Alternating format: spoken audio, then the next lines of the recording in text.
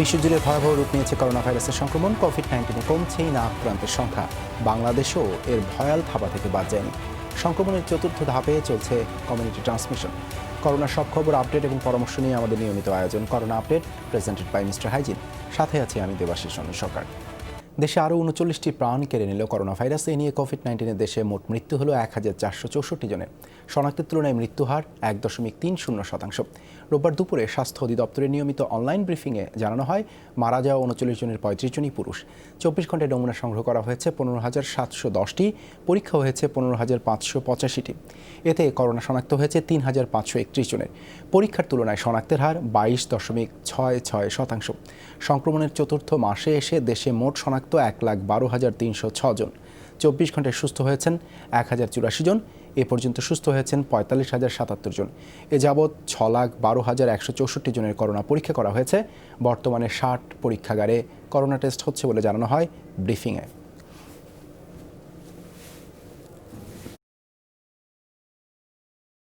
শিশুদের প্রতি, গর্ভবতী মাদের প্রতি বিশেষভাবে যত্ন নিতে হবে। যারা বয়োজ্যেষ্ঠ আছেন এবং যাদের অন্যান্য অসংক্রামক ব্যাধি আছে, যারা দীর্ঘমেয়াদী অসুখে ভুগছেন, তারা চিকিৎসকের পরামর্শ অনুযায়ী অবশ্যই চিকিৎসা চালিয়ে যাবেন। বাংলাদেশে করোনা সংক্রমণ এখন চূড়ান্ত পর্যায়ে পৌঁছেনি, তবে কবে নাগাদ পৌঁছাবে তাও বলা কঠিন বলে জানিয়েছে সফররত চীনা বিশেষজ্ঞ চিকিৎসক দল। রোববার বিকেলে diplomatic correspondent association of Bangladesh ডি-ক্যাবের সঙ্গে ভার্চুয়াল আলোচনায় চীনের বিশেষজ্ঞরা এই তথ্য জানান। সার্বিক পরিস্থিতি দেখে হতাশা জানান তারা। বলেন, করোনার মতো ছোঁয়াচে ভাইরাসের বিষয়ে জনগণের মধ্যে সচেতনতা খুবই কম। এই পরিস্থিতি আরও 2-3 বছর চলবে কিনা সেটা বলার মতো বৈজ্ঞানিক তথ্য তাদের জানা নেই। তবে করোনা মোকাবেলায় অবশ্যই পরিকল্পিত ও বৈজ্ঞানিক পদ্ধতিতে লকডাউন করার উপর জোর দেন তারা। জানান, ভ্যাকসিন নিয়ে কাজ করছে চীনের 5টি প্রতিষ্ঠান। ভ্যাকসিন তৈরিতে সক্ষম হলে বন্ধুপ্রতিম রাষ্ট্র হিসেবে বাংলাদেশ অগ্রাধিকার পাবে।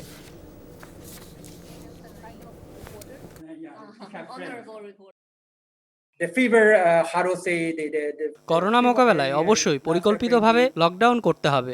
ভ্যাকসিন নিয়ে কাজ করছে চীনের 5টি প্রতিষ্ঠান। ভ্যাকসিন তৈরিতে সক্ষম হলে বন্ধু দেশ হিসেবে বাংলাদেশ অগ্রাধিকার পাবে। করোনার মতো ছোঁয়াচে ভাইরাসের বিষয়ে জনগণের মধ্যে সচেতনতা খুবই কম। নমুনা পরীক্ষাও হচ্ছে খুবই কম। তবে চিকিৎসক সহ স্বাস্থ্যকর্মীরা নানা প্রতিকূলতার পরও অসাধারণ কাজ করে যাচ্ছেন। সমন্বয়হীনতা ও ব্যবস্থাপনার ঘাটতি বাংলাদেশে করোনার ব্যাপকতার জন্য দায়ী বলে মনে করেন বিশেষজ্ঞরা। তাদের মতে শুরু থেকে অদক্ষতার পরিচয় দিয়েছে সরকার। সাধারণ ছুটি দেয়া হলেও ছিল শিথিলতা। সবকিছুতেই বিশৃঙ্খল আর অব্যবস্থাপনা চোখে পড়ার মতো। প্রতিনিয়ত যার মাসুল গুনতে হচ্ছে। এই অবস্থায় জোন ভিত্তিক লকডাউনের সমাধান হবে না বলে মনে করেন কেউ কেউ। নেপালে করোনার উপস্থিতি ধরা পড়ে ফেব্রুয়ারির শুরুর দিকে। 4.5 মাস পরও দেশটিতে করোনার সংক্রমণ 10,000 ছাড়ায়নি। দেশটিতে এখন পর্যন্ত মৃত্যু হয়েছে 22 জনের। শুরুতেই করা লকডাউন দ্রুত পরীক্ষার পরিধি বাড়িয়ে আইসোলেশনের ব্যবস্থা করেছে দেশটি। অথচ মার্চে শনাক্তের পর বাংলাদেশে 3 মাসে 1 লাখ ছাড়িয়েছে সংক্রমণ। মৃতের সংখ্যাও 1,500 ছুঁই। একদম শুরুর থেকে আমরা সুসমন্বিত কোনো পরিকল্পনার অধীনে কার্যক্রম পরিচালনা করতে পারিনি বলেই কিন্তু আমরা করোনা প্রতিরোধের প্রথম পর্যায়ে আমরা সফলতা অর্জন করতে পারিনি। এখন মানুষ মারা যাচ্ছে, আক্রান্তের সংখ্যা দিনে দিনে হু হু করে বেড়ে যাচ্ছে। পরীক্ষার সাথে সাথে হু হু করে বাড়লেও দেশে সংক্রমণ প্রতিরোধের তেমন কোনো উদ্যোগ নেই। খোলা রয়েছে মার্কেট, দোকানপাট, ব্যাংক পাড়াসহ সব কিছুই। জীবিকা বাঁচাতে জোনভিত্তিক লকডাউনের প্রসঙ্গ এলেও বাস্তবায়ন হচ্ছে না। বিশেষজ্ঞরা বলছেন, এতে জীবিকা রক্ষা হলেও জীবন রক্ষা করা কঠিন। এটা বাড়বে কারণ এই মুহূর্তে তো কোনো মেজার নেই। সো এটা আমি মনে করি এটা বাড়তে থাকবে। কালকে লকডাউন করলেও আপনি এটার ফল দেখতে আপনাকে 2 থেকে 3 সপ্তাহ অপেক্ষা করা লাগবে। আমাদের এই কার্ভটা একটা সময় পর্যন্ত উঠে দীর্ঘদিন এরকম হয়তো থাকবে, ফ্ল্যাট থেকে আস্তে আস্তে নামবে। করোনা প্রতিরোধে সাধারণ মানুষের মধ্যেও সচেতনতা কম। মাস্ক না পরা, অপ্রয়োজনে বাইরে যাওয়া কোনোটাই বন্ধ করা যাচ্ছে না। চিকিৎসকদের মতে এ অবস্থা বহাল থাকলে দীর্ঘমেয়াদী হবে করোনার স্থায়িত্ব। মে মাস তখন প্রথম দিল 5 তারিখ, তবে 10 তারিখ, কিন্তু আলটিমেটলি লকডাউন তো থাকলো না। কিন্তু দেখা গেল যে মের শুরু থেকেই তো লকডাউনটা উঠাই দেওয়া হলো এবং এই সুযোগে কিছু দোকান খোলা হলো, মসজিদ খোলা হলো, গার্মেন্ট খোলা হলো, কিন্তু এটা গভর্নমেন্ট শিথিল করছিল, কিন্তু মানুষ কিন্তু মানছে, স্রোতের মতো রাস্তাঘাটে ঘোরাঘুরি করছে, দোকানে যাচ্ছে, বেড়াচ্ছে। তাদের মতে বিশ্ব মহামারীর এই সময়ে উপযুক্ত সিদ্ধান্ত ও তার কঠোর বাস্তবায়ন অত্যন্ত জরুরি। রাসেল আহমেদ, যমুনা নিউজ, ঢাকা। করোনা ভাইরাসের বিস্তার রোধে দেয়া কারফিউ থেকে প্রত্যাহার করল সৌদি আরব। রোববার তথ্যটি নিশ্চিত করে দেশটির স্বরাষ্ট্র মন্ত্রণালয়। এর ফলে অর্থ ও বাণিজ্যিক কার্যক্রম স্বাভাবিকভাবে পরিচালিত হবে।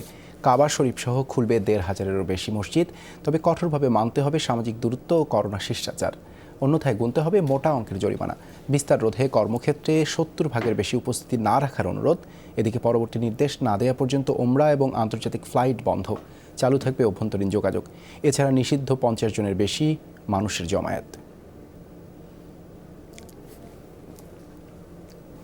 দর্শক, সৌদি আরবের সবশেষ পরিস্থিতি জানাতে আমাদের সাথে যোগ দিচ্ছেন সহকর্মী মোহাম্মদ সেলিম উদ্দিন। সেলিম, কি বিধি নিষেধ তুলে নিয়েছে সৌদি সরকার? এতে কতটুকু ঝুঁকি রয়েছে সংক্রমণ আরও ছড়িয়ে পড়ার?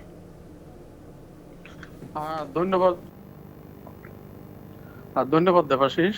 আপনি যেমনটি বলছিলেন, আজ সকাল ৬টা থেকে সৌদি আরবের সকল স্থানে কারফিউ বন্ধ করেছেন সৌদি আরব সরকার, যার মাধ্যমে ২৪ ঘন্টা দোকানপাট, ব্যবসা বাণিজ্য সবকিছু সচল হয়েছে।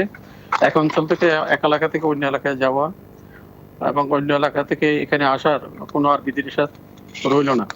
তো আমি একটা ব্যাপারে আপনার মাধ্যমে যেমন জানিয়ে দিতে চাই, আপনারা জানেন এ পর্যন্ত সেলুন একবারও খোলা হয় নাই। আজকে কিন্তু সেলুন খুলে দেওয়া হয়েছে।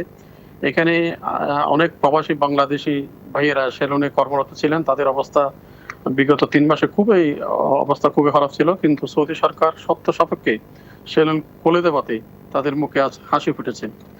আর একটা জিনিস জানিয়ে দিতে চাই, এখানে যদিও আমরা সবকিছু করতে পারি, কিন্তু প্রত্যেক কাজের জন্য সৌদি সরকারের নির্ধারিত কিভাবে চলাফেরা করবে, কিভাবে বিধিনিষেধ সবকিছু দেওয়া আছে। এগুলো যদি মেনে চলে তাহলে অবশ্যই এখানে কোনো সংক্রমণের হার কমে যাবে।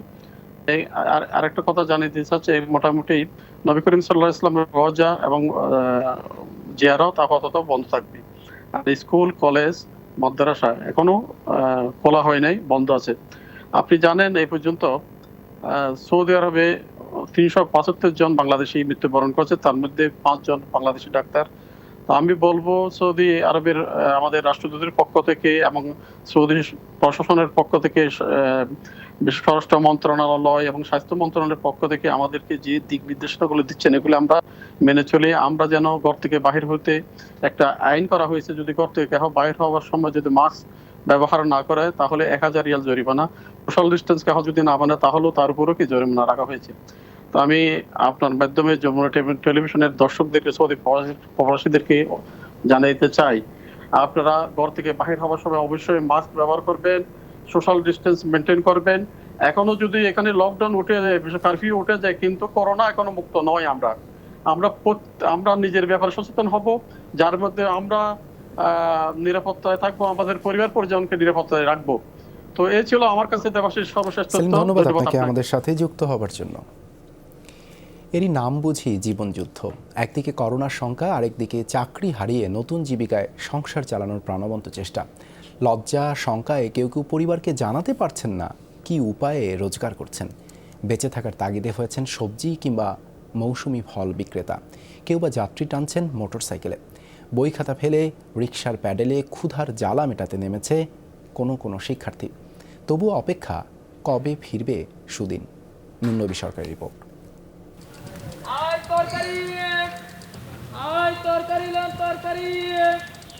দেখে মনে হতে পারে সবজি বিক্রি তার সব সময়কার পেশা। আসলে তা নয়। রায়ের বাজারের বাবু 5 বছর ধরে কাজ করতেন একটি রেস্টুরেন্টে। করোনায় হারিয়েছেন চাকরি, কিন্তু ক্ষুধা তো থেমে নেই। আছে ঘর ভাড়ার তাগাদা, বাধ্য হয়েই তাই শুরু নতুন এই পেশা। 4টা বাজে উঠটা ভোর, যা মাল কিনে এসে আবার এই রাত 7টা-8টার দিকে যাইতে হয়। কখনো অনেক পরিশ্রম বেশি, রোদে পুইরা মেঘে ভিজতে হয়, কিছু করার নাই। জীবন এটাই, যে অবস্থা ভাই এটাই করে খাইতে হইব। এতটুকু বয়সে রিকশার প্যাডেলে পা।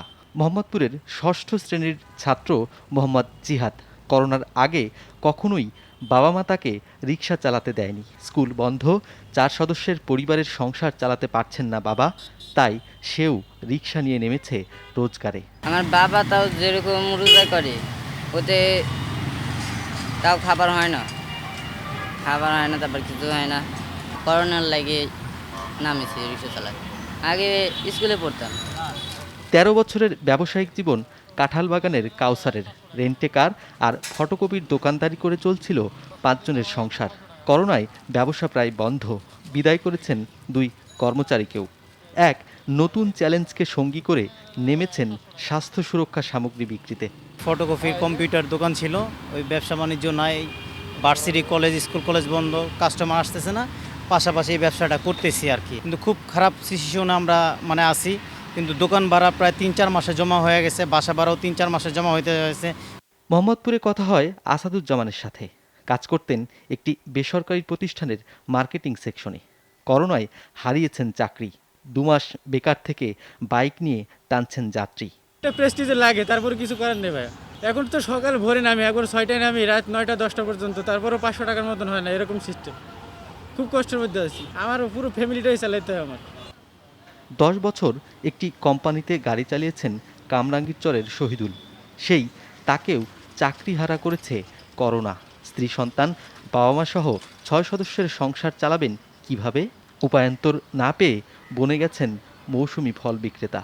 ময়মনসিংহতে কাঁঠাল এনে এই যে বেচতেছি। এখন কি করব বলেন, কাম কাজ নেই, যা আগে ইনকাম করতাম তাতে হবে না, এই জন্য এখানে যা 2 জায়গা 4 জায়গা যাই আসুক তাই করি। এমন অসংখ্য গল্প আছে আমাদের চারদিকে।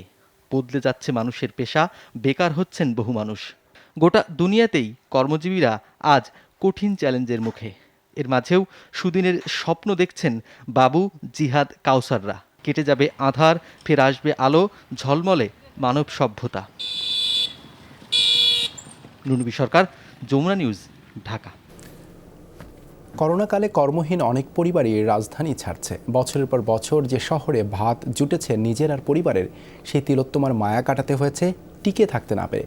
বাধ্য হয়ে গ্রামের বাড়িতে ফিরেছেন পেশাজীবী আর শিক্ষার্থীরা। কলেজ পেরিয়ে বিশ্ববিদ্যালয় জীবন, তারপর চাকরি। 1 দশকের ঢাকাবাস শফিউল ইসলাম রবিনের। করোনা সংক্রমণ শুরুর পর আর্থিক মন্দায় পড়ে তার প্রতিষ্ঠান। মাসের পর মাস বাড়ি ভাড়া বাকি। শেষ পর্যন্ত টিকতে না পেরে গ্রামের বাড়ি রাজশাহীতে ফিরেছেন রবিন। সমস্যা, একটা চাকরি ছিল, এখন চাকরিটা নাই, চাকরি বাদ দিয়ে দিচ্ছে। এখন নতুন করে এখন তো আমি চাকরি বাকরি পাবো না, এখন করোনা ভাইরাসের মধ্যে কোনো নিয়োগও দিবে না, খুব সহজে চাকরিটা পেতে আমার খুবই কষ্ট হবে। প্রযুক্তিকর্মী সাব্বির আহমেদও ঢাকা ছেড়েছেন সম্প্রতি। কবে ফিরবেন জাদুর শহরে না জানলেও বাড়ি ভাড়া দিয়ে যাচ্ছেন নিয়মিত। বাসা ভাড়াটা অনেক বড় ইস্যু, কারণ হচ্ছে আমি ঢাকায় যে কোনো সময় গেলেই আমি বাসা পাবো না, আর আমাকে কখন যেতে হবে সেটাও আমি জানি না।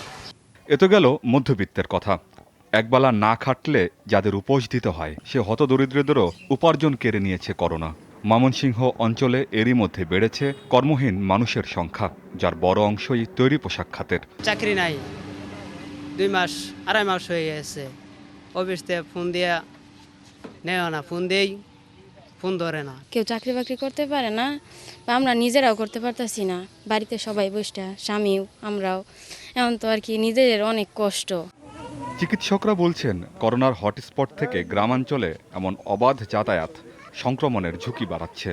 গ্রামে গিয়ে সে ঘোরাফেরা করছে, বিভিন্ন মানুষের সাথে চলাচল করছে, এতে করে গ্রামের যে অন্যান্য মানুষ আছে তাদের মধ্যে করোনা সংক্রমণের হারটা বৃদ্ধি পাচ্ছে।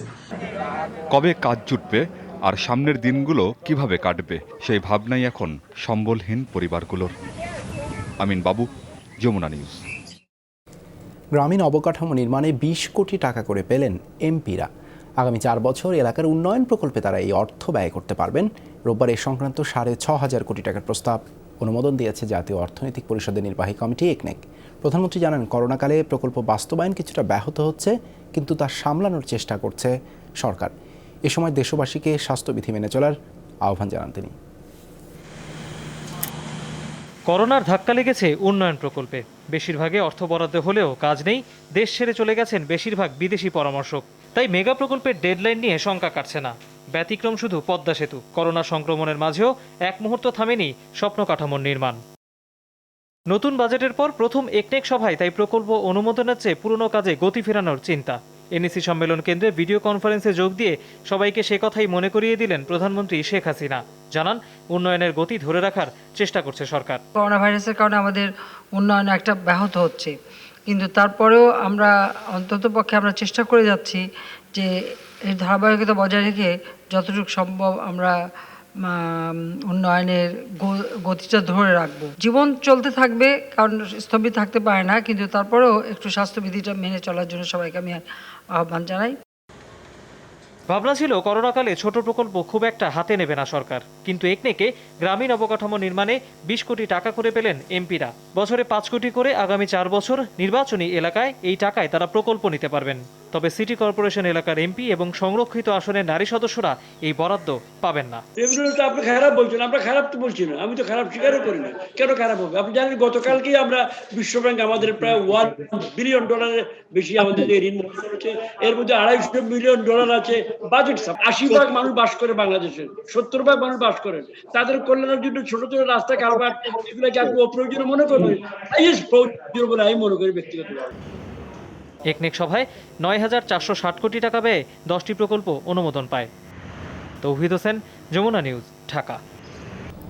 করোনা মহামারীতে থমকে গেছে উৎপাদন, চাকরিচ্যুত অনেক শ্রমিক, বন্ধ হয়ে যাচ্ছে কারখানাও। এর মাঝেই মরার উপর খাড়ার ঘা শুল্কায়ন। উদ্যোক্তারা বলছেন, নতুন বাজেটে আগাম কর বহাল রাখলে প্রথম প্রান্তিক কারখানায় উৎপাদন শুরু কঠিন হবে। রাজস্ব কাঠামোতে পরিবর্তনের ফলে বাড়বে চাপ।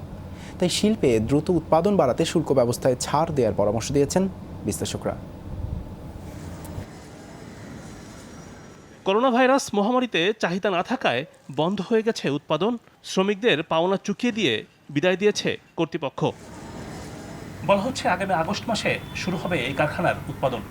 তবে সেক্ষেত্রে বিশ্বব্যাপী করোনা ভাইরাসের নিয়ন্ত্রণ এবং পণ্যের চাহিদা যদি থাকে তাহলেই কারখানার উৎপাদন শুরু করতে চায় কর্তৃপক্ষ।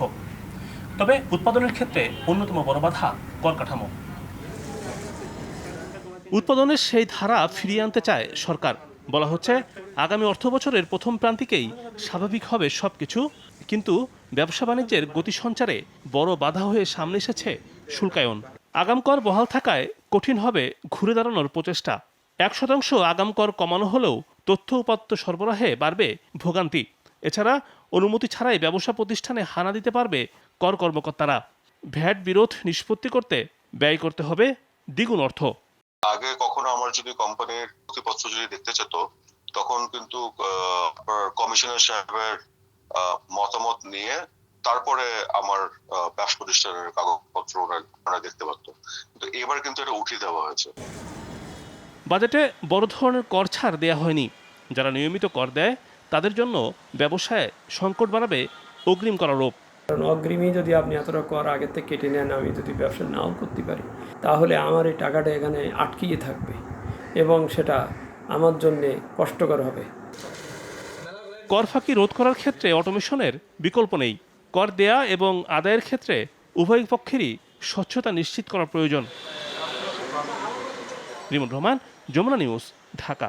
24 ঘন্টায় বিশ্বে 4,428 জনের প্রাণ কাড়ল করোনা ভাইরাস, নতুন শনাক্ত 1.5 লাখের বেশি। মোট প্রাণহানি 4,68,000-এর বেশি, আক্রান্ত প্রায় 90 লাখ। একদিনে 573 প্রাণহানিতে যুক্তরাষ্ট্রের মৃতের সংখ্যা 1,22,000 ছাড়িয়েছে। আক্রান্ত 23,42,000 মানুষ। শনিবার সর্বোচ্চ মৃত্যু দেখল ব্রাজিল, প্রাণহানি ছাড়ালো 1.5 লক্ষ। আক্রান্ত 11.5 লাখ। মেক্সিকোয় 387 জনের মৃত্যুতে প্রাণহানি 21,000-এর কাছাকাছি। আক্রান্ত 2.5 লাখ। লাতিন আমেরিকার প্রায় সব দেশেই বাড়ছে সংক্রমণ ও মৃত্যু।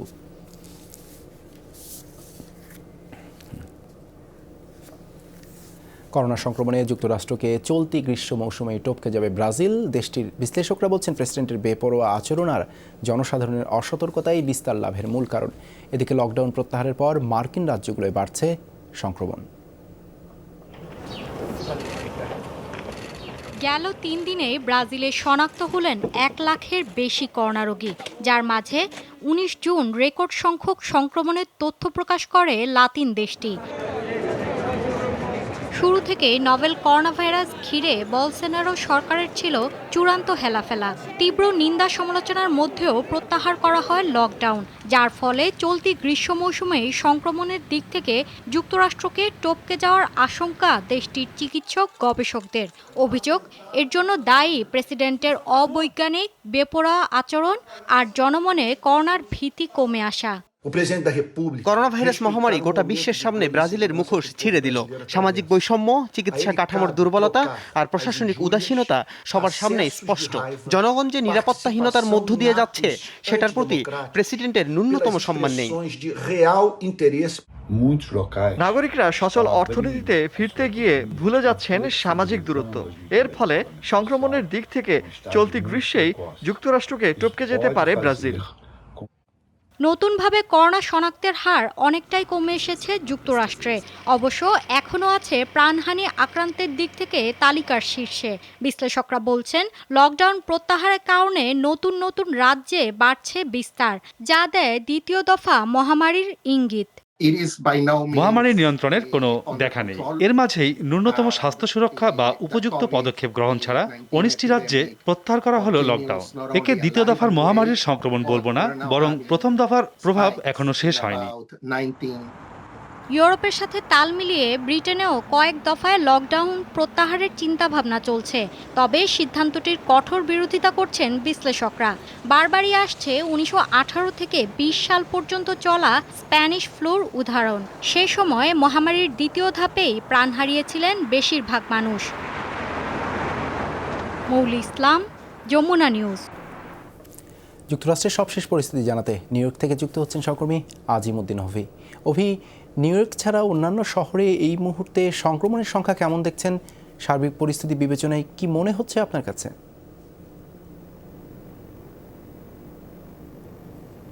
ধন্যবাদ।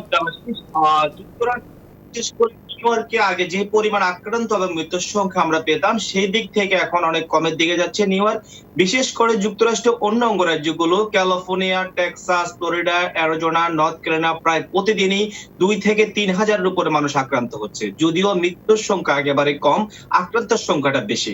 সেই দিক থেকে অনেক বিশেষজ্ঞরা মনে করছেন, যেহেতু নিউ ইয়র্কে একসময় হটস্পট হিসেবে পরিচিতি ছিল, লকডাউন শিথিল হওয়ার কারণে অনেক মানুষ বিভিন্ন রাজ্যে ভ্যাকেশনে যাচ্ছে। অনেকে নিউ ইয়র্কে জব করলো, তাদের পরিবার পরিজন বিভিন্ন অঙ্গরাজ্যে থাকে, তারা হয়তো সেই ভ্যাকেশনে যাওয়ার কারণে আক্রান্তের সংখ্যা বেড়ে যাচ্ছে। এবং মানুষ যেহেতু লকডাউন শিথিল হচ্ছে, অনেকে বাসা থেকে বের হচ্ছেন, বিভিন্ন জায়গায় ঘোরাঘুরি করছেন। সেদিক থেকে প্রতিদিন আক্রান্তের সংখ্যাটা আমরা দিন দিন বেশি পাচ্ছি, যদিও নিউ ইয়র্ক আক্রান্তের সংখ্যাটা কম। এই দিক থেকে একটি কথা বলতে হয়, সেটা হলো বাংলাদেশিদের মধ্যে আমরা তেমন কোনো আক্রান্তের সংখ্যা পাইনি, মৃত্যুর সংখ্যা তেমন একটা পাচ্ছি না। কারণ আমরা যে পরিমাণ আক্রান্তের সংখ্যা পেতাম, নিউ ইয়র্কে অনেক বাংলাদেশিরা বসবাস করেন, অন্য অন্য অঙ্গরাজ্যে বাংলাদেশিদের সংখ্যা একেবারে কম। আরেকটি কথা, সার্বিক পরিস্থিতি হয়তো নিউ ইয়র্কে যেমন এখন পরিস্থিতি নিয়ন্ত্রণে আসছে, আশা করা যায় খুব শীঘ্রই অন্য অন্য অঙ্গরাজ্যে যেখানে আক্রান্তের সংখ্যা বর্তমানে একটু বেশি, সেটিও নিয়ন্ত্রণে আসবে। অনেক বিশেষজ্ঞরা সেটি মনে করছেন। দেবাশিস। ধন্যবাদ অভি আমাদের সাথে যুক্তরাষ্ট্র থেকে যুক্ত হবার জন্য। পূর্ব রাজাবাজারের অভিজ্ঞতা কাজে লাগিয়ে বাকি রেড জোন এলাকাগুলো লকডাউন করতে প্রস্তুত আছে ঢাকা উত্তর সিটি কর্পোরেশন, জানিয়েছেন মেয়র আতিকুল ইসলাম। রোববার তাদের আওতাধীন 17টি রেড জোন এরিয়া লকডাউনের প্রক্রিয়ার ব্যাপারে সাংবাদিকদের তিনি একথা জানান। যখন 17টা ঢাকার উত্তরের 17টা জায়গাতে যখন রেড জোন হিসেবে ঘোষণা করব, দেখুন ফর্মালি কিন্তু আমরা চিঠিটা কিন্তু এখন পর্যন্ত আমরা পাইনি। টেকনিক্যাল কমিটি আমাদেরকে যত তাড়াতাড়ি আমাদেরকে দিবেন, আমরা কিন্তু সেভাবে কাজগুলোকে। বান্দরবানে রেড জোন ঘোষিত এলাকায় মানুষের সমাগম বাড়ছে। বাজারগুলোয় রোববার সকালে উপচে পড়া ভিড় দেখা গেছে। মানা হচ্ছে না শারীরিক দূরত্বের নির্দেশনা। অনেক জায়গায় মাস্ক বা পর্যাপ্ত সুরক্ষা ব্যবস্থা ছাড়াই লোকজন ঘুরতে দেখা গেছে। কোথাও কোথাও অযথাই তৈরি হচ্ছে জটলা। জনসমাগম নিয়ন্ত্রণে আনতে হিমশিম অবস্থা আইনশৃঙ্খলা বাহিনীর সদস্যদের। দণ্ড আর জরিমানা করেও আটকানো যাচ্ছে না চলাচল।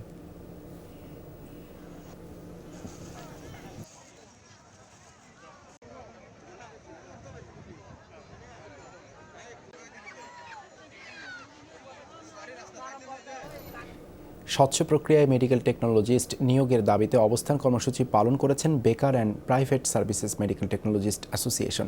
একই সাথে দুর্নীতির অভিযোগে সম্প্রতি মেডিকেল টেকনোলজিস্ট নিয়োগের সুপারিশ বাতিলের আহ্বান জানানো হয়। রোববার মহাখালী স্বাস্থ্য ভবনের সামনে সকালে অবস্থান নেন তারা। আন্দোলনকারীরা বলেন 183 মেডিকেল টেকনোলজিস্টের স্থায়ী নিয়োগের সুপারিশ অবিলম্বে বাতিল করতে হবে। এই নিয়োগে অনিয়ম দুর্নীতিতে জড়িতদের বিচারের আওতায় আনার দাবি করেন তারা। পাশাপাশি প্রধানমন্ত্রী নির্দেশিত 1200 মেডিকেল টেকনোলজিস্ট পদে নিয়োগসহ 20,000 পদে বিধি মোতাবেক নিয়োগের দাবি জানান আন্দোলনকারীরা।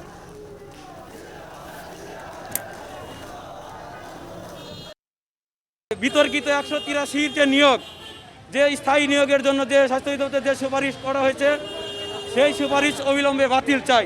50 জন কারিগরি শিক্ষা বোর্ড, 9 জন হচ্ছে বিএসসি থেকে পাস করা, 2 জন সনদবিহীন, 1 জন হচ্ছে ফার্মেসি, যা হাস্যকর। আমরা যে যৌক্তিক দাবি আমরা করেছি নির্দিষ্ট সময়ের মধ্যে, এই যৌক্তিক দাবি যদি তারা যদি বাস্তবায়িত না করে, আমরা লাগাতার কঠোর থেকে কঠোর কর্মসূচি দিতে বাধ্য থাকব। হাজারো চাকরি প্রার্থীর অংশগ্রহণে নিয়োগ পরীক্ষা হয়েছে খুলনা জেলা প্রশাসনের স্থানীয় সরকার বিভাগে।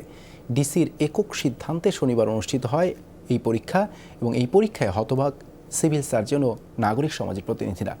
উদ্বেগ প্রকাশ করে পরীক্ষার্থীদের স্বজনরা বলছেন মারাত্মক স্বাস্থ্য ঝুঁকিতে ফেলা হয়েছে তাদের।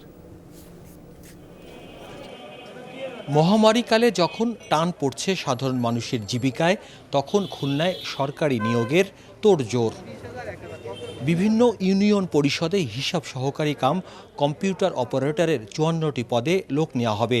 তাই জেলা স্কুল, সরকারি মডেল মাধ্যমিক বিদ্যালয় ও কালেক্টর পাবলিক স্কুল অ্যান্ড কলেজে গতকাল পরীক্ষার আয়োজন করে জেলা প্রশাসন।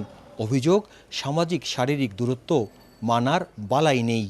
এমনি দেশের পরিস্থিতি খুবই খারাপ। এই সময়ের মধ্যে এই পরীক্ষাটা আসলে নেওয়াটা পক্ষপাতিত্ব না। অধিকাংশ জেলায় বন্ধ করে দিছে, কিন্তু এটা হঠাৎ করে ডেট দিয়েছে, তার কারণে তো সকলে আসতে বাধ্য। শারীরিক এবং সামাজিক দূরত্ব সেখানে মেনটেন করা হয় নাই। এর পিছনে আমাদের কাছে মনে হয় যে জেলা প্রশাসনের কোনো দূরভিসন্ধি, অনৈতিক অসদুদ্দেশ্য রয়েছে। 11 থেকে 25 জুন পর্যন্ত দোকানপাট, যানবাহন ও চলাচলের ওপর বিধিনিষেধ আরোপ করা আছে জেলা প্রশাসনের। ডিসি বলছেন সবকিছুই হয়েছে সরকারি নিয়ম মেনে। করোনার পরিস্থিতি কবে ভালো হবে, যেহেতু বিভিন্ন রিপোর্টে আসছে, কোনো নিশ্চয়তা নেই।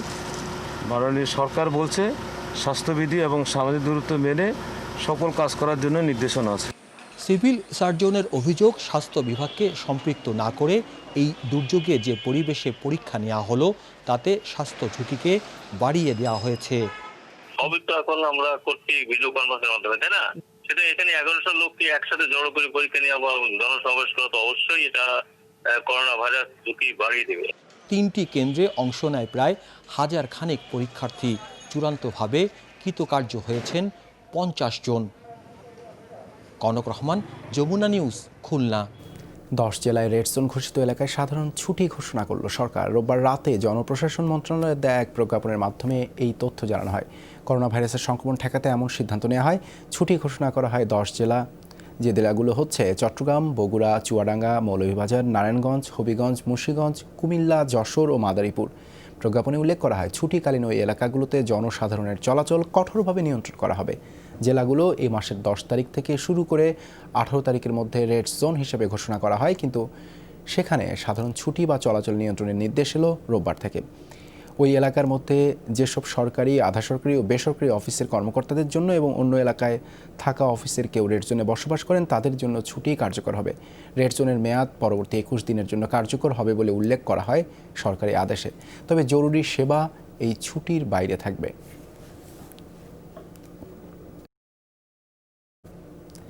করোনার এই উদ্বেগের সময় অনুমান নির্ভর ওষুধ মজুত না করার আহ্বান জানিয়েছেন আওয়ামী লীগ সাধারণ সম্পাদক ওবায়দুল কাদের। চিকিৎসকদের পরামর্শ ছাড়া অক্সিজেন ব্যবহার ভয়ঙ্কর হতে পারে বলেও মন্তব্য করেন তিনি। বিশেষজ্ঞদের পরামর্শ ছাড়া এই ধরনের সিলিন্ডার এবং অনুমান নির্বোধ ঔষধের ব্যবহার হিতে বিপরীত হতে পারে। সিলিন্ডার মজুত করার মতো স্বার্থপর ভাবনার চেয়ে আমাদের করোনা প্রতিরোধে মনোনিবেশ করা জরুরি। খুলনা মেডিকেল কলেজ হাসপাতালের ফ্লু কর্নারে অক্সিজেন সিলিন্ডার পাওয়া যেন আকাশের চাঁদ হাতে আসার মতো। কখনো কখনো এই স্বল্পতা এতটাই যে বিবাদ বেঁধে যায় রোগীর স্বজনদের মধ্যে। হাসপাতাল কর্তৃপক্ষ বলছে ক্লিনিক থেকে অব্যবহৃত অক্সিজেন সিলিন্ডার না আনলে পরিস্থিতি সামাল দেওয়া সম্ভব নয়। কনক রহমানের ধারাবাহিক প্রতিবেদনের শেষটি ছবি তুলেছেন আমির সোহেল। এ যেন সোনার হরিণ, প্রিয়জনের জীবন বাঁচাতে অক্সিজেন সিলিন্ডার নিয়ে ফ্লু কর্নারে ছুটছেন স্বজন। খুলনা মেডিকেল কলেজ হাসপাতালের ফ্লু কর্নারে করোনা উপসর্গ নিয়ে রোগী ভর্তি থাকে গড়ে ৫৫ থেকে ৬০ জন, যাদের বড় একটি অংশ শ্বাসকষ্ট আর অ্যাজমা রোগী। চাহিদার তুলনায় সরবরাহ অপ্রতুল, তাই অক্সিজেন সিলিন্ডার নিয়ে চলে টানা হেচড়া। ফ্লু কর্নারের মতোই ভয়াবহ অক্সিজেন সংকট করোনা ডেডিকেটেড হাসপাতালে। ৫০ থেকে ৫৫ জন রোগীর জন্য প্রতিদিন যেখানে কয়েক হাজার লিটার অক্সিজেন প্রয়োজন, সেখানে মেলে না অর্ধেকও। বারবার সিলিন্ডার শেষ হয়ে যাচ্ছে এবং এখানে জানেন যে এখানে অক্সিজেন সাপ্লাই সাথে সাথেই হয়তো পাওয়া যায় না, ওরা সারাদিনে একবার অক্সিজেন দেয়। আমার সবসময় একটা টেনশনে থাকতে হয় যে অক্সিজেন ফুরিয়ে গেলে আগামী দিনের জন্য অপেক্ষা করতে হবে। আমার 10টা রোগী আগে থাকলে যেটা হতো, এখন যখন 40টা 50 রোগী, তখন অসুস্থতার মাত্রাও তো বাড়ছে। অর্থাৎ সেক্ষেত্রে আমাদের আর অল্প দিনের ভিতরে এই অক্সিজেনের শর্টেজ পড়ে যাবে, এটা নিশ্চিত। কারণ খুব খারাপ শ্বাসকষ্টের রোগী কিন্তু আমরা ইদানিং পাচ্ছি, এবং এই শ্বাসকষ্টের কারণেই কিন্তু আর 4-5টা রোগী কিন্তু মারা গিয়েছে। করোনা মহামারীতে অক্সিজেন সিলিন্ডারের চাহিদা আর দাম দুটোই বেড়েছে, তাই সিলিন্ডার নির্ভর খুলনা মেডিকেল কলেজ হাসপাতালে সংকট বাড়ছে। চিকিৎসকরা বলছেন হাই ফ্লো ক্যানুলার নেজাল এখন সময়ের দাবি। এতে করে ফ্লু কর্নার ও ডেডিকেটেড হাসপাতালে একযোগে নিরবিচ্ছিন্ন অক্সিজেন সরবরাহ করা যাবে। হাই নেজাল ফ্লো ক্যানুলা, অর্থাৎ যার মধ্যে দিয়ে একবারে 60, 70, 80 লিটার অক্সিজেন প্রতি মিনিটে রোগীকে দেওয়ার বন্দোবস্ত করতে থাকলে, কন্টিনিউয়াসলি এই অবস্থায় চলতে থাকে, তাতে লাঙের কন্ডিশন যদি খারাপও হতে থাকে, তারপরও শুধুমাত্র এটা দিয়েই মৃত্যুর ঝুঁকির সম্ভাবনা অনেক কমে আসছে, এবং অনেক রোগী কিন্তু ক্যানুলা দিয়ে ভালো হয়ে গেছে। আপৎকালীন ব্যবস্থা হিসেবে বন্ধ থাকা বেসরকারি হাসপাতাল ক্লিনিকে অব্যবহৃত সিলিন্ডার সংগ্রহের সিদ্ধান্তের কথা জানিয়েছে হাসপাতাল কর্তৃপক্ষ। যেহেতু রুগী তাদের কম, এখন তারা যেভাবে যে যতটা পারে, আমরা 120টার ডিমান্ড দিছি। আমি সিভিল সার্জনকে, ডিসি মহোদয় অনুরোধও করছেন যে আপনি গাড়ি পাঠাই দেন, যদি দরকার হয় ম্যাজিস্ট্রেট দিতে হয় ম্যাজিস্ট্রেট দিব, আপনি গাড়ি ওই চাইলে হবে না, গাড়ি পাঠিয়ে প্রত্যেকটি ক্লিনিক থেকে দুইটা সিলিন্ডার তুলে নিয়ে আসেন। সার্বক্ষণিক উচ্চমাত্রার অক্সিজেন সরবরাহই পারে গুরুতর রোগীর জীবন বাঁচাতে। কনক রহমান, যমুনা নিউজ, খুলনা। পুরো চট্টগ্রামে মুমূর্ষু রোগীদের অক্সিজেনের জন্য হাহাকার। এই অবস্থায় সংকটাপন্ন রোগীদের পাশে এসে দাঁড়িয়েছে বেশ কয়েকজন তরুণ। এই তালিকায় আছেন জনপ্রতিনিধি আর বিভিন্ন প্রতিষ্ঠানও। রোগীদের দাঁড়ে দাঁড়ে বিনামূল্যে অক্সিজেন সিলিন্ডার নিয়ে যাচ্ছেন তারা। মহামারীকালে যারা সাধারণ মানুষের অসহায়ত্বকে পুঁজি করে অর্থ হাতিয়ে নিচ্ছে, তাদের বিপরীতে এই তরুণরাই দেখাচ্ছে আশার আলো। রাত 3টায় কমল ঘোষের ফোন পেয়েই অক্সিজেন সিলিন্ডার নিয়ে তার বাসায় ছুটে যান চট্টগ্রাম সিটি কর্পোরেশনের 16 ওয়ার্ডের কাউন্সিলর মোহাম্মদ মোর্শেদ আলম। অক্সিজেন সেবা দেওয়ার পর কমল ঘোষ এখন আগের চেয়ে অনেকটাই সুস্থ। মোর্শেদ ভাই উনি রাতে 3টা বাজে 10 মিনিট লাগে নাই, আমার ভাই ফোন করে বলতেছে নিচে কে জানে এসে অক্সিজেন নিয়ে আসছে। 3টে অ্যাম্বুলেন্স, 2 জন চিকিৎসক আর 8 জন স্বেচ্ছাসেবক নিয়ে 24 ঘন্টা সেবা দেওয়ার জন্য পরিপূর্ণ একটি দলই গড়ে তুলেছেন এই কাউন্সিলর। রোগীদের অক্সিজেন সেবা দেওয়ার পাশাপাশি হাসপাতালে পৌঁছে দেওয়ার কাজটিও করে যাচ্ছেন তারা। একজন মানুষ হিসেবে আমি আমার জায়গা থেকে চিন্তা করেছি, এই ব্যাপারে যদি কিছু একটা কাজ করা যায়, আল্লাহ যদি সাহায্য করেন, তাহলে তো হয়তো কিছু মানুষকে বাঁচানো যাবে। যেখানে শ্বাসকষ্টের রোগী শুনলেই তাড়িয়ে দিচ্ছে চট্টগ্রামের অনেক হাসপাতাল, সেখানে জীবনের ঝুঁকি নিয়ে মানুষের জন্য কাজ করছেন মোর্শেদ আলমের মতো আরও বেশ কয়েকজন। আশা ভরসার প্রতীক হয়ে দ্রুত অক্সিজেন সেবা দিয়ে মৃত্যুর মুখ থেকে ফিরিয়ে আনছেন রোগীদের। তেমনি আরেকজন চট্টগ্রামের হাটাজারি উপজেলার ব্যবসায়ী নিজামুদ্দিন। যে ফোন করতে 3টা বাজুক 4টা বাজুক আমি অক্সিজেন সিলিন্ডার পৌঁছাই দিচ্ছি, সাথে সাথে অক্সিমিটার সহ।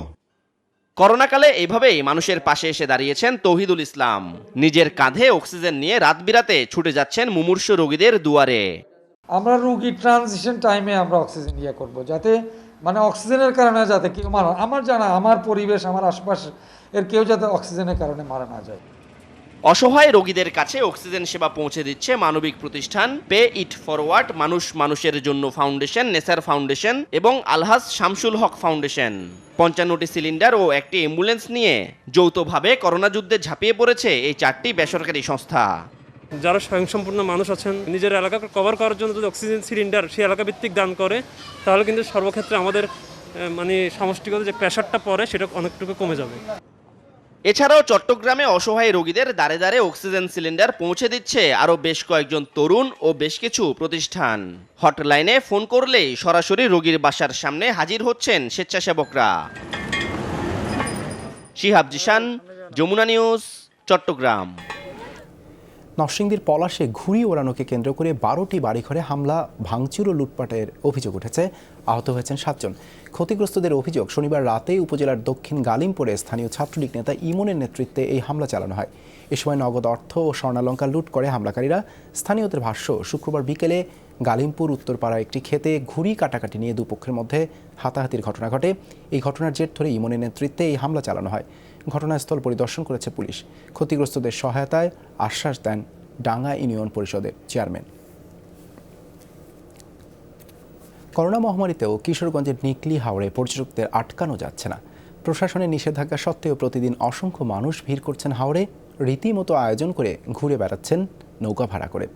সংক্রমণ ঝুঁকি বাড়লেও এ ব্যাপারে সচেতন নয় অনেকেই। সবাই ঘরে থাকতে থাকতেই যেন ক্লান্ত। চারদিকে মহামারী, কিন্তু বের হতেই হবে বাইরে। যেমন এই যুবকদের কথাই ধরা যাক। দুর্যোগকালীন অবস্থাকেও তোয়াক্কা না করে শুধু রাজধানী থেকে মোটর সাইকেল নিয়ে হাজির কিশোরগঞ্জের নিকলিতে। বন্ধুরা মিলে মজা করবেন, গা ভাসাবেন হাওরের জলে। যদিও করোনাকালে তাদের ঘরে থেকে মহামারী মোকাবেলার কথা, কিন্তু মানেননি সে নির্দেশনা। লকডাউনের মধ্যে থেকে পুরোপুরি বোর্ড, এই কারণে একটু ঢাকার বাইরে একটু ঘুরতে যাওয়ার জন্য জায়গা খুঁজতেছিলাম। তো মোটামুটি ফ্রেন্ড সার্কেল মিলে এই জায়গাটার একটা সন্ধান। আসার পরে ভালোই লাগতেছে। আমরা ঢাকা থেকে বাইক নিয়ে আসছি, তো আসার পথে আমাদেরকে এই ব্রিজের সামনে অনেক প্রবলেম করছে ওরা, বাট আসার পর এত কষ্ট করে আসার পর আমাদের এত ভালো লাগছে আপনাকে বলে বোঝানো যাবে না। হাওরে প্রতিদিন আশপাশের এলাকা থেকেও লোকজন আসছেন ঘুরতে। করোনা সংক্রমণের ঝুঁকি থাকলেও সেদিকে নজর নেই কারো।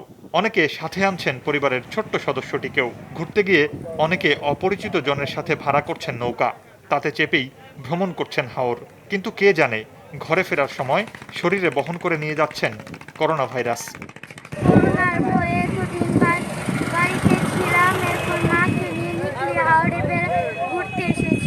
ঘোরার জন্য যেহেতু পর্যটন এলাকা, সেখানে এসে আমাদের অনেক ভালো লেগেছে।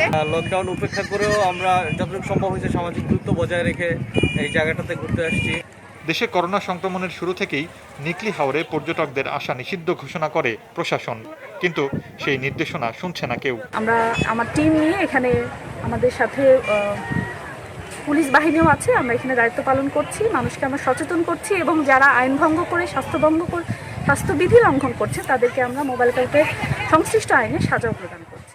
2000 সালের দিকে হাওর বেষ্টিত উপজেলা নিকলিতে 5 কিলোমিটার এলাকায় দেয়া হয় বেড়িবাঁধ। ধীরে ধীরে এই বেড়িবাঁধ এলাকাটি ভ্রমণ বিলাসীদের কাছে হয়ে ওঠে পর্যটন কেন্দ্র। মুর্শিদুজ্জামান হিমু, যমুনা নিউজ।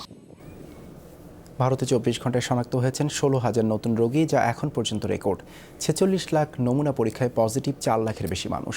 শনিবারও মারা গেছেন 3 শতাধিক, মোট প্রাণহানি ছাড়ালো 13,000। আক্রান্ত মৃতের সংখ্যায় সবচেয়ে এগিয়ে মহারাষ্ট্র। সংক্রমণ 1.25 লাখের বেশি রাজ্যটিতে। মারা গেছেন প্রায় 6,000। ফেব্রুয়ারিতেও ভারতে প্রথম রোগী শনাক্তের পর 109 দিনে লাখ ছুঁয়েছিল আক্রান্তের সংখ্যা। বর্তমানে প্রত্যেক সপ্তাহে শনাক্ত হচ্ছেন 1 লাখের বেশি।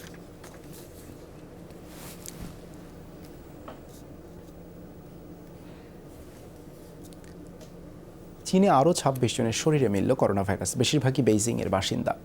এই মুহূর্তে দেশটিতে চিকিৎসাধীন 331 জন। সংক্রমণের নতুন কেন্দ্র রাজধানীর পাইকারি বাজারে গণহারে চলছে নমুনা পরীক্ষা। শনিবার পর্যন্ত 23 লাখ মানুষের করোনা পরীক্ষা হয়েছে। প্রশাসনের দাবি, দ্বিতীয় দফায় করোনা বিস্তার এখনও ক্লাস্টার পর্যায়ে। চীনে করোনা ভাইরাসের শিকার 83,000-এর বেশি। প্রাণ গেছে 4,634 জনের।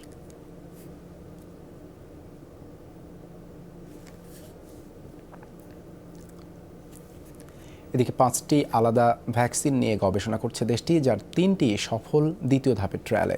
সবার আগে ভ্যাকসিন বাজারজাত করতে দ্রুতই চূড়ান্ত ট্রায়ালে যেতে চায় চীন। দ্বিতীয় ধাপে করোনা সংক্রমণ চীনে। 11 জুন থেকে এখন পর্যন্ত নতুন করে আক্রান্ত হয়েছে 2.5 শতাধিক। শুধু চীন নয়, WHO এর মতে করোনার সবচেয়ে কঠিন সময়ে অবস্থান করছে বিশ্ব। আর এর থেকে উত্তরণে ভ্যাকসিন আবিষ্কারের দিকে তাকিয়ে সবাই। অনেক দূর এগিয়েছে চীন। দেশটিতে 5টি আলাদা ভ্যাকসিন নিয়ে কাজ করছেন গবেষকরা, যার 3টি দ্বিতীয় ধাপের ট্রায়ালে সফল হয়েছে। অপেক্ষা এখন তৃতীয় ধাপের ট্রায়ালে উত্তীর্ণ হওয়া। আর এখানেই সবচেয়ে বড় চ্যালেঞ্জ অপেক্ষা করছে গবেষকদের জন্য। চূড়ান্ত ট্রায়ালের জন্য দরকার বিশাল জনগোষ্ঠীর ওপর পরীক্ষা চালানো। চীনে এই মুহূর্তে সংক্রমণের সংখ্যা কম হওয়ায় তৃতীয় ধাপে ট্রায়ালের জন্য ব্রাজিল সহ আরও বেশ কিছু দেশের সঙ্গে আলোচনা চালিয়ে যাচ্ছে ভ্যাকসিন আবিষ্কারে কাজ করা প্রতিষ্ঠানগুলো।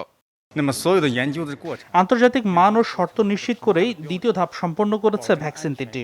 এখন লক্ষ্য তৃতীয় ধাপের ট্রায়াল সম্পন্ন করা, যেখানে বৃহৎ জনগোষ্ঠীর উপর ভ্যাকসিনটির কার্যকারিতা প্রমাণ করাই সবচেয়ে কঠিন চ্যালেঞ্জ। করোনার ভ্যাকসিন আবিষ্কারে সফলতার দ্বার প্রান্তে অক্সফোর্ড বিশ্ববিদ্যালয়, রাশিয়া ও যুক্তরাষ্ট্রের কয়েকটি প্রতিষ্ঠান। সবার আগে বাজার ধরতে তাই দ্রুতই ভ্যাকসিনের চূড়ান্ত ট্রায়াল সম্পন্ন করতে চায় চীন। ভ্যাকসিন পেতে মুখিয়ে গোটা বিশ্ব। বাজারে আনার আগে ওষুধ আইনের সব শর্ত পূরণ করে ভ্যাকসিনটির অনুমোদন করাতে চাই। তবে করোনা পরিস্থিতি আরও জটিলের দিকে গেলে ভ্যাকসিন আইনের আর্টিকেল 20 মেনে জরুরি ভিত্তিতে ভ্যাকসিনের বাজারজাত করব আমরা। এরই মধ্যে দেশটির সিনোভ্যাক বায়োটেক ও চায়না ন্যাশনাল বায়োটেক গ্রুপ করোনার ভ্যাকসিন আবিষ্কারে নিজেদেরকে সফল বলে দাবি করেছে। মুজরাবিন তারেক, যমুনা নিউজ। এই ছিল করোনা আপডেটে প্রেজেন্টেড বাই মিস্টার হাজিন। এতক্ষণ সাথে থাকার জন্য সবাইকে ধন্যবাদ।